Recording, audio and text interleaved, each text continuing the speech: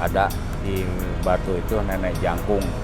Emang juga ada orang yang sudah pernah lihat, jadi nenek jangkung itu memang ada gitu ya, tinggi, besar, hitam.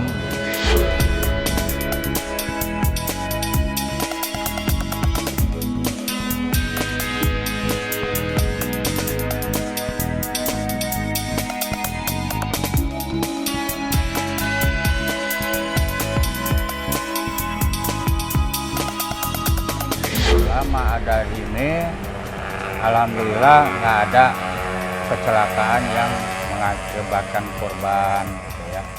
Kalau dulu memang banyak kecelakaan, banyaknya korban. Jadi dulu sebelum ada ini, dulu memang juga ada juga mistisnya. Kalau ada yang mau kecelakaan banyak korban, itu ada suara tangisan.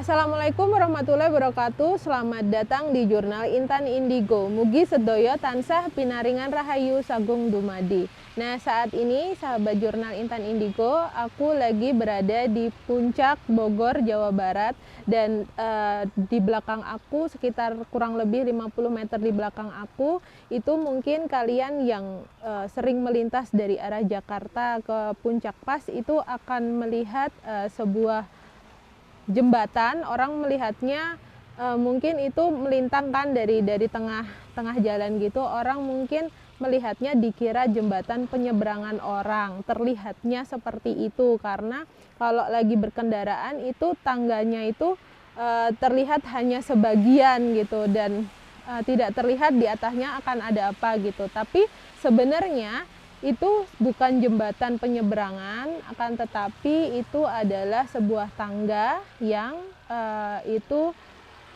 tangga tersebut menuju ke suatu tempat ada di bagian atas, dan villa tersebut adalah Villa Petilasan Mendiang Presiden Soekarno, Presiden pertama Indonesia, dan itu villa itu masih ada sampai sekarang. Dan mungkin banyak orang yang udah berkunjung ke tempat ini, mengupas ataupun mengulas tempat ini, dan konon katanya di tikungan tepat di sebelah kiri aku ini, tikungan tajam ini sering terjadi kecelakaan di tempat ini, dan kebanyakan orang menyebutnya tempat ini angker gitu karena sering terjadinya kecelakaan pertama, dan tempat ini juga tidak jauh dari tangga tempat di mana menuju Villa Petilasan Mendiang Bapak Presiden Soekarno. Dan seperti yang terlihat sekarang, sebelum aku menyampaikan ke sahabat Jurnal Intan Indigo tentang apa aja sih yang aku lihat di situ, kebetulan di sini keadaan lagi gerimis, dan sudah malam, jadi aku tidak memungkinkan untuk lebih dekat ke tangga tersebut. Nah, yang kebanyakan orang bilang itu kan banyaknya terjadinya kecelakaan di tempat ini, di jalan ini dari Jakarta menuju Puncak Pas, itu ada kaitannya dengan penunggu yang ada di sini. Ada yang mengkait-kaitkan bahwa ada hubungannya dengan penghuni di villa tersebut begitu. Nah, kalau yang aku lihat sebenarnya tempat ini kan dulu villa mendiang Presiden Soekarno dan tempat peristirahatan. Dan mundur lagi ke belakang, memang tepat yang aku injak ini itu dulunya masih pepohonan. Jadi dulu jalannya tidak selebar ini, masih jalan kecil yang hanya cukup untuk satu kendaraan, masih lebih kecil dari ini. Dan dulunya itu banyak pepohonan, bisa dibilang hutan. Tempat ini itu dulunya sebagai tempat untuk menepi. Kalau sejarah yang aku baca, itu tempat menepi, tempat untuk pelarian tanda kutip orang-orang dari Batavia, dari Jakarta yang 300 tahun, kurang lebih 300 tahun ke belakang itu di Batavia itu banyak terjadi wabah penyakit yang mematikan. Dan wabah penyakitnya itu mematikan tidak hanya 1-2 orang, jadi yang tiba-tiba mendadak. Jadi semacam pandemi ataupun wabah penyakit yang tiba-tiba banyak orang massal itu meninggal dunia. Dan sampai rumah sakit pada saat itu kewalahan buat menangani orang-orang di Batavia yang meninggal dalam perharinya itu banyak gitu. Itu jauh sebelum adanya wabah malaria. Jadi itu sebelumnya ada wabah malaria, ada wabah penyakit seperti itu. Sampai-sampai di rumah sakit di Batavia itu ada 2 rumah sakit, itu di dalam rumah sakitnya dibangunlah ada lubang yang kalau saking banyaknya orang meninggal karena wabah tersebut langsung dimakamkan massal di lubang tersebut. Nah, kala itu 300 tahun ke belakang, kala itu orang-orang di Batavia itu menepi atau menjauh, lari dari wabah penyakit itu ke arah puncak. Nah, itu yang aku lihat itu pola yang berulang hingga saat ini, bahkan ke depan. Seperti yang kalian tahu, puncak ini masih menjadi favorit ataupun primadona buat orang-orang di Jakarta untuk berlibur, untuk sekedar refresh dari kepenatan di kota ke puncak ini. Dan itu polanya sama, polanya berulang. Dari waktu dulu 300 tahun ke belakang hingga dibangunnya Jalan Raya Pos, itu awal mulanya rame ke arah puncak. Jalan Raya Pos dibangun dan itu masih kecil jalanannya, sempat dijadikan pertanian di tempat ini. Dan tepat di tempat aku berdiri ini dulunya masih pepohonan, dan itu artinya kalian bisa bayangkan penghuninya yang di sini itu bukan yang 10-20 tahun ke belakang. Artinya mereka udah lebih dulu tinggal dibandingkan kita. Jadi mereka ada yang 300 bahkan 400 tahun usianya, ada yang sepuh-sepuh. Dan seperti yang kalian tahu, ketika kita membicarakan mereka, maka itu sama aja kita memanggil mereka ataupun nyolek mereka. Karena di sekitaran sini jadi terlihat banyak yang hadir, dari yang usianya masih baru-baru sampai yang sepuh-sepuhnya itu kenceng ada di belakang. Nah, balik lagi tentang mitos yang berkembang dengan adanya tangga yang menuju Villa Petilasan Presiden Soekarno. Kalau yang terlihat dari aku itu tidak ada hubungannya sama sekali tentang apa yang terjadi di sini, terutama kecelakaan-kecelakaan itu tidak ada hubungannya sama sekali dengan penghuni yang ada di sini. Tidak terbatas hanya di tangga atau di Villa Petilasan Mendiang Presiden Soekarno, tidak hanya sebatas itu. Bahkan penghuni di hutan ini, penghuni di pegunungan ini, itu tidak ada yang ikut campur tangan penyebab terjadinya kecelakaan ini, itu nggak ada. Jadi murni benar-benar dari faktor mungkin kelelahan, mengantuk, dan faktor dari jalannya yang tikungan tajam.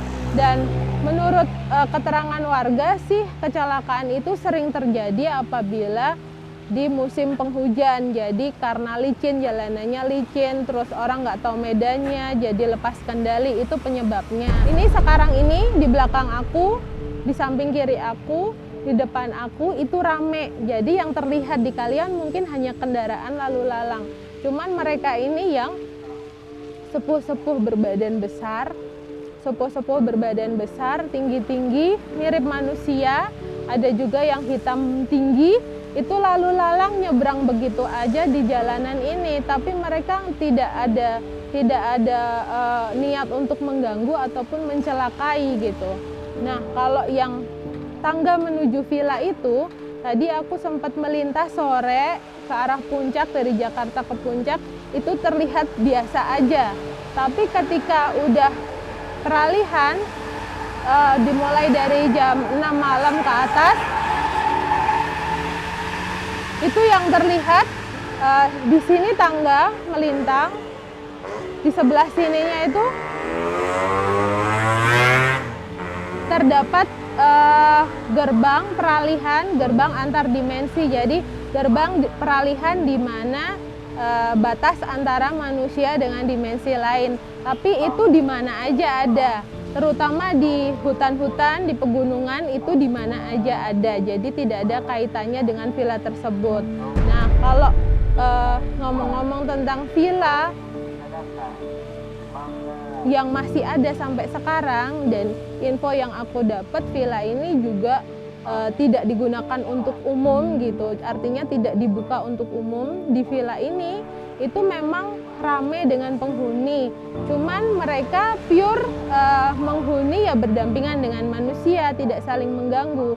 Kalau rumah, suatu bangunan 40 hari tidak dihuni, itu rumahnya biasanya akan diisi oleh mereka-mereka yang tidak terlihat. Nah, villa ini yang terjadi juga demikian. Jadi mereka ini mengisi karena bangunan ini sering kosong. Tapi ketika dihuni manusia, itu mereka akan berdampingan. Jadi tidak mengganggu sama sekali, tidak ada hubungannya dengan kecelakaan yang ada di sini.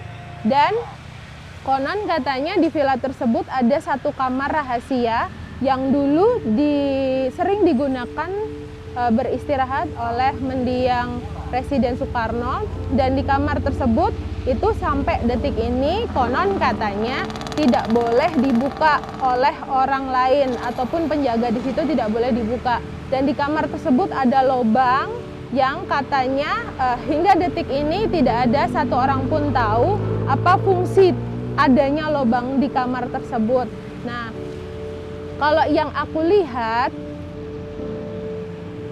mendiang Presiden Soekarno itu dulunya ada di villa tersebut murni untuk istirahat, untuk meditasi, untuk mencari ketenangan gitu. Di saat beliaunya butuh ketenangan, butuh menyendiri, meditasi, menyatu dengan alam kayak gitu, beliaunya itu lebih senang ke villa ini. Seperti yang aku bilang, itu pola itu akan berulang. Orang-orang lain pun, bukan hanya Pak Soekarno, itu orang-orang lain pun itu masih suka gitu buat menuju ke puncak untuk mencari ketenangan, untuk mencari lebih dekat dengan alam gitu. Jadi kalau dari sisi aku, adanya beliau di villa ini itu murni untuk menenangkan diri, untuk meditasi, dan untuk beristirahat.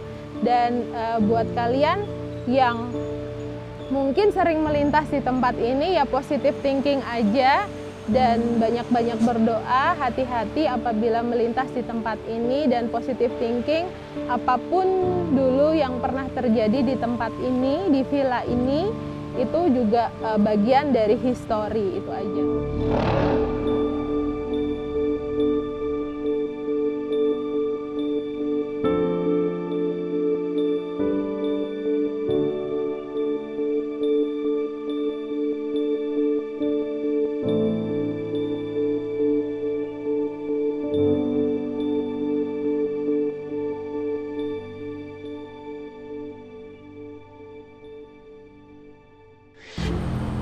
Nah, sahabat Jurnal Intan Indigo, seperti yang aku janjikan tadi di sebelumnya, aku akan melanjutkan penelusuran ke Tanjakan Selarong, Puncak Bogor, Jawa Barat.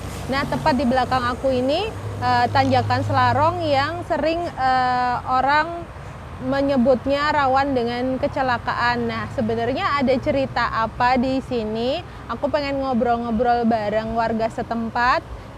Di sebelah aku udah ada Bapak, selamat malam. Malam. Saya Intan dari Jurnal Intan Indigo. Dengan Bapak siapa, mohon maaf? Dengan Bapak Aceh. Bapak Aceh, Yeah. oh iya. Bapak Aceh ini udah berapa lama Pak tinggal di sini? Oh, ya lama emang saya di sini asli. Dari tahun berapa Pak? Kalau warung dari tahun 2017. 2017. Oh Bapak berarti jualan ya Pak di sini ya? Iya betul. Dari 2017. Tapi Bapak asli warga sini? Betul asli. Nah di sini tanjakan Selarong ya Pak, di Iya. samping kita ini tanjakan Selarong ini kalau yang saya tahu itu orang-orang sering menyebutnya rawan dengan kecelakaan. Nah selama Bapak ini warungnya persis di samping tanjakan Selarong ya Pak. Betul. Nah itu yang Bapak tahu itu cerita-cerita seperti apa selama Bapak ada berjualan di sini, ada cerita-cerita apa aja nih Pak? Kalau jualan di sini 2017 belum ada cerita apa-apa. Ya kalau selama ada ini, alhamdulillah nggak ada kecelakaan yang mengakibatkan korban gitu ya. Kalau dulu memang banyak kecelakaan, banyaknya korban. Jadi dulu sebelum ada ini, dulu memang juga ada juga mistisnya. Kalau ada yang mau kecelakaan banyak korban, itu ada suara tangisan. Sebelumnya ada suara tangisan. Oh iya. Jadi Kalau udah ada suara tangisan, ya pasti ada kecelakaan yang oh iya. Saya baca itu Pak. Jadi katanya kalau sebelum kecelakaan itu ada sebuah pertanda bisa dibilang gitu. Iya. Kalau ada suara tangisan begitu Iya. Pak, suara tangisan perempuan. iya sebuah Dan tangisan. nggak lama dari situ Iya, biasanya Biasanya. terjadi kecelakaan Biasanya, gitu. betul. Oh iya, yang Bapak bilang tadi dari 2017 ya Pak? Dari 2017 ke sana. Oh iya, Selama dari ini adanya jalur penyelamatan ini ya Pak? adanya jalur penyelamatan ini udah nggak ada suara-suara itu jarang. Dan ada juga yang remblong nggak mengakibatkan ada korban. Jadi bisa dibuang ke jalur penyelamat. Iya, jadi menurut informasi yang saya baca, dibangunnya jalur penyelamatan ini ya Pak, itu fungsinya itu sebagai penyelamatan atau difungsikan untuk penolong bisa dibilang Iya, gitu kalau iya, ketika betul. ada kendaraan seperti truk, bus yang mengalami remblong Iya, gitu ya. betul. Kayak dari medannya juga curam ya Pak, bisa dibilang Medannya berkelok, curam. Kebanyakan kan turunan panjang. Iya. Jadi di sana rem panas, jadi suka ngeblong gitu. Iya, Kalau dan di ujung sana juga terdapat ban-ban bekas yang Iya. mungkin fungsinya untuk menahan ketika ada Nah, kendaraan yang iya, remblong jadi gitu. nggak kena tembokan sana. Iya, untuk menghindari kecelakaan. Iya. Nah, balik lagi Pak, kalau yang suara tangis itu Bapak sendiri pernah dengar nggak? Kalau saya pernah dengar, bahkan kalau ada yang mau kecelakaan, ada suara tangisan dulu. Oh iya. Nanti ya paling saya suka bilang sama anak-anak, hati-hati ada orang nangis terus, bakal ada kecelakaan biasanya. Nah, Tapi- itu bisa diceritain mungkin Pak kronologinya itu, misalkan Bapak lagi ngapain, lagi berjualan kah, terus suaranya itu asalnya dari mana, seperti apa gitu Pak? Enggak, dulu kan saya nggak jualan. Ini jualan tahun 2017 Iya. setelah dibangun Jalur jalur penyelamatan. Ya dulu saya kan orangnya suka begadang, Oh, iya. suka ronda. Gitu. Jadi nggak tahu itu tangisan di mana adanya gitu. Cuman ada suaranya doang, tapi nggak tahu di mana suaranya itu adanya gitu. Cuman kedengarannya gitu. Suaranya lirih atau jelas kah Pak? Ya, Suaranya lirih atau jelas banget gitu? jelas Jelas tangisannya. dan nggak Tangis. berhenti. Iya. Itu biasanya hitungan hari mendekati kecelakaan kah atau Hitungan hari enggak, jadi nggak ditentukan ini kecelakaannya udah ada yang nangis ini ada seminggu, enggak. Jadi kadang-kadang habis nangis ada 4 hari, kadang-kadang ada seminggu gitu. oh iya. Jadi kita cuma antisipasi ke orang-orang sini, kasih tahu yang sudah mendengar itu harus hati-hati, kasih tahu anak-anaknya gitu. suka ada kecelakaan Iya, besar. bisa dibilang pertanda ataupun Iya. sinyal mengingatkan Iya. gitu ya Pak. Tapi selama Bapak ada di sekitaran sini itu ada kejadian kecelakaan seperti apa aja yang Bapak tahu? Ya paling sekarang ini paling jeblos rem situ udah nggak ada kecelakaan apalagi, paling motor jatuh. Bis Pak, bis, truk kayak gitu. Ya, bis, truk yang udah masuk ke sini. Alhamdulillah selamat nggak ada. Jadi adanya jembatan penyelamatan ini memang artinya cukup membantu ya Pak untuk membantu menghindari kecelakaan itu. menghindari yang kecelakaan Iya. yang besar. Tapi sebelumnya itu banyak Sebelumnya terjadi. banyak, ya terakhir 2016 yang banyak korbannya Korban. itu 2016 sebelum dibangun ini. Setelah dibangun ini udah nggak ada kecelakaan besar lagi. Dan itu kebanyakan memakan korban meninggalkah atau? Meninggal. Iya, karena menurut data yang saya pelajari nih Pak, ini di Tanjakan Selarong ini lumayan cukup sering kejadian kecelakaan gitu Pak yang memakan korban. Iya, gitu. dulu gitu. Sebelum ada jalur penyelamat. Iya, artinya kalau dengan adanya jalur penyelamatan ini cukup membantu, artinya faktor-faktor yang menyebabkan kecelakaan itu bisa dari jalan licin ya Pak. Iya. Jalan licin dan kesalahan teknis kayak misalkan Iya. remblong dan Iya. bisa jadi supir juga kelelahan kayak gitu ya Pak. Kelelahan gitu. Jadi setelah ada ini bisa istirahat supirnya gitu kan. Jadi nggak mengakibatkan kecelakaan. Oh iya. Dan lagi saya pernah baca kalau ada mitos yang mempercayai tentang batu nenek jangkung. Itu Bapak tahu nggak itu?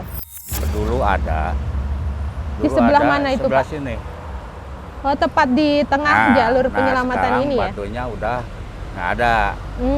Udah Hmm. pecah, udah dipecah.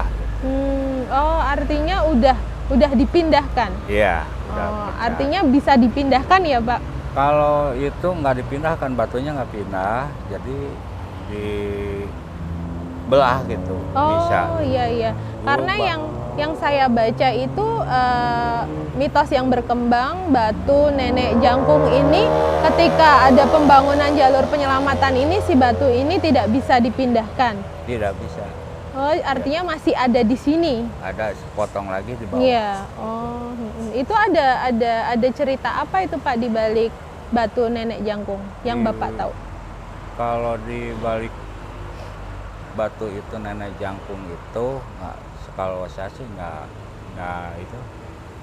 nggak tahu ya, nggak pernah dengar ceritanya. Cuman orang-orang yang pernah yang ini ada di batu itu nenek jangkung. Emang juga ada orang yang sudah pernah lihat. Jadi nenek jangkung itu memang ada gitu ya, tinggi, besar, hitam gitu. Tapi sekarang ini udah nggak ada. Iya, artinya ada yang pernah melihat sosok nenek yang tinggi itu kan makanya disebutnya nenek jangkung ya, Iya. nenek yang tinggi gitu. Iya. Ada di batu tersebut atau melintas di jalanan ini ya Pak? Iya, sedulu. Kalau dari Bapak sendiri itu menurut Bapak ini pendapat sebagai Bapak warga yang di sini ya Pak, itu menurut Bapak itu apakah ada kaitannya antara terjadinya banyak kecelakaan di Tanjakan Selarong ini dengan penghuni-penghuni yang tidak terlihat di jalan ini? Perasaan saya nggak ada sih, cuman hanya kelalaian pengemudi dan dari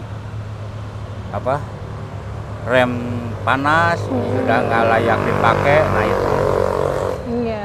Kalau untuk itu mah, kalau misalnya ada kaitannya ke situ, mungkin antara seminggu sekali atau sebulan sekali ada terjadi. Iya, akan rutin begitu Akan ya Pak. rutin. Tapi realitanya ketika udah ada jembatan penyelamatan ini itu mengurangi ya Iya, Pak, mengurangi. bisa mengatasi Iya. terjadinya kecelakaan itu. Kecelakaan besar.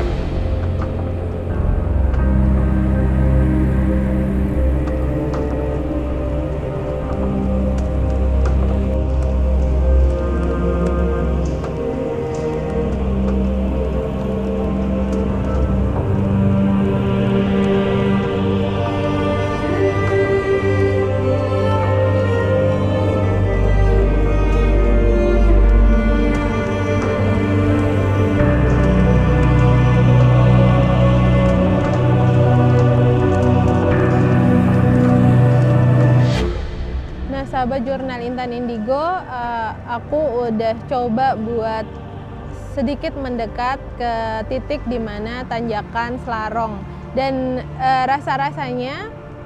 rasa-rasanya di sebelah kiri aku, nggak jauh dari sebelah kiri aku, itulah yang tadi bapaknya bilang kalau masih ada batu nenek jangkung, masih ada di situ, masih ada rasa-rasanya, aku masih bisa merasakan itu. Dan balik lagi, tadi aku udah ngobrol sama warga setempat bagaimana cerita yang ada di sini dan pengalaman bapak tersebut selama berjualan tidak jauh dari tanjakan Selarong ini.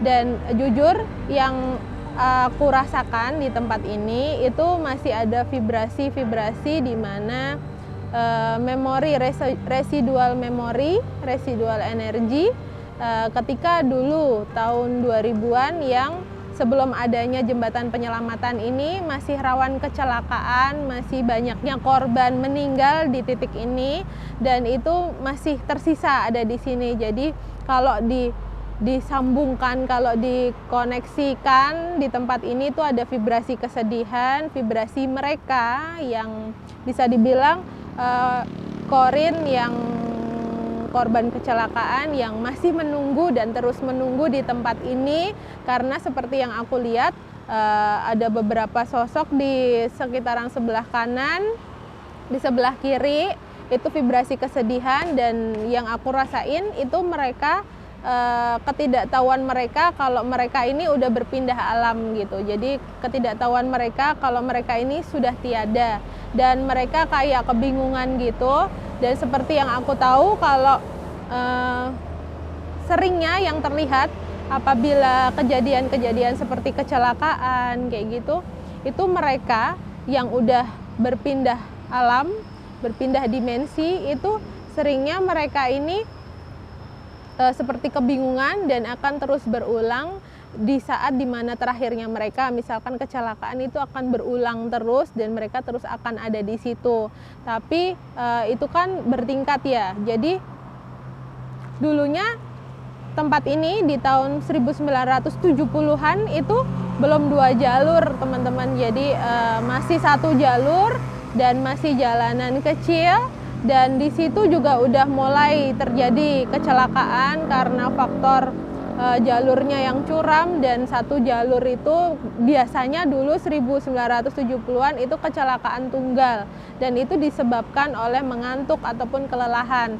Nah, tahun 2000-an itu terjadinya kecelakaan seperti truk, bis, dan kecelakaan yang lain itu biasanya mengalami tidak kenal dengan medannya yang kelokan-kelokan tajam dan biasanya remblong. Tapi menurut informasi warga setempat, setelah dibangunnya jembatan penyelamatan ini tepat di sebelah kiri ini cukup membantu ataupun mengurangi terjadinya kecelakaan di tempat ini. Kalau vibrasi kesedihan yang aku tadi bilang itu memang masih tersisa di sini, dan itu wallahu alam mereka masih belum berpulang di tempat seharusnya, mereka masih nyangkut di sini karena mereka menunggu. Itu sih informasi yang aku dapat dari mereka.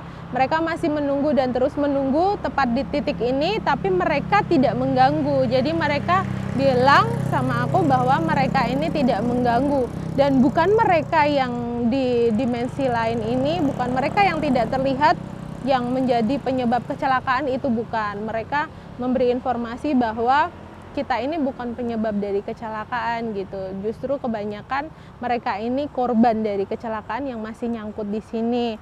Nah, kalau ngomong-ngomong sepuh ataupun sosok yang paling tua, itu di sini memang terdapat sosok yang bisa dibilang kayak perempuan tua, yang mungkin ada beberapa warga yang pernah melihat perempuan tua tetapi tinggi. Nah, kalau untuk sosoknya itu kan biasanya memang cerminan dari bentuk energi dan mencerminkan apa yang ada di pikiran manusia. Dan sosok itu memang ada, tapi bukan penghuni di satu batu yang diyakini warga masyarakat, tapi memang sosok itu ada di sini. Dan beliaunya merupakan bisa dibilang sepuh karena secara usia beliaunya ini udah sepuh, dan beliau mengatakan, beliau ada di sebelah kiri, tidak jauh di sebelah kiri aku, dan beliau mengatakan bahwa beliau welcome gitu dengan kehadiran aku di sini, dan beliau kayak yang silahkan mau menceritakan apa yang pernah terjadi di sini, ada story apa yang pernah ada di sini, dan tolong diluruskan apabila ada pandangan-pandangan dari orang-orang yang berpandangan bahwa kecelakaan di sini itu kesalahan kami gitu. Jadi dia meminta untuk tolong luruskan bahwa kami ini bukan ada andil apa-apa atas terjadinya di kehidupan manusia gitu. Jadi mereka ada di kehidupan mereka sendiri, saling berdampingan dengan manusia. Apalagi sebelum di Tanjakan Selarong ini, aku tadi melakukan penelusuran di titik di mana dulunya Villa Petilasan mendiang Pak Soekarno, dan itu juga sama, lagi-lagi yang aku temuin penghuni asli hutan. Jadi mereka yang berkelompok, mereka yang punya komunitas yang tidak mengganggu. Jadi memang mereka udah ada di situ sejak lama, dan bahkan ada gerbang antar dimensi yang itu orang-orang yang peka, orang-orang yang sensitif pasti bisa merasakan, dan itu tidak jauh dari tangga menuju Villa Petilasan mendiang Pak Karno. Tapi tidak ada hubungannya sama sekali dengan kabar yang beredar villa itu angker, villa itu penghuninya penyebab kecelakaan di titik itu tidak ada sama sekali. Jadi bisa aku bilang kesimpulannya dari dua tempat ini di jalur puncak ini, itu terjadinya kecelakaan bisa dibilang karena dari struktur jalannya yang berliku tajam dan struktur dari kelelahan ataupun kelalaian yang lewat gitu. Jadi mereka sih bilang kalau jangan mengkambing hitamkan kami, itu aja. Mungkin yang bisa dipetik sisi positifnya dari kedua tempat ini itu sama, jangan mengkambing hitamkan kami yang tidak tahu apa-apa gitu. Mereka masih menunggu di sini gitu. Jadi jangan sampai kita berpikiran negatif dengan mereka, karena alamnya udah berbeda dan punya tugasnya masing-masing. Oke, itu aja teman-teman. Semoga dimanapun kalian berada, tidak cuma di jalur puncak ini, untuk bisa lebih waspada, lebih hati-hati, positive thinking, dan jaga terus etika. Dukung terus Jurnal Intan Indigo, subscribe, like, dan komen. Insya Allah dengan dukungan kalian, insya Allah aku akan terus melakukan penelusuran ke kota-kota lain untuk menyampaikan informasi dari leluhur Nuswantoro. Terima kasih. Wassalamualaikum warahmatullahi wabarakatuh.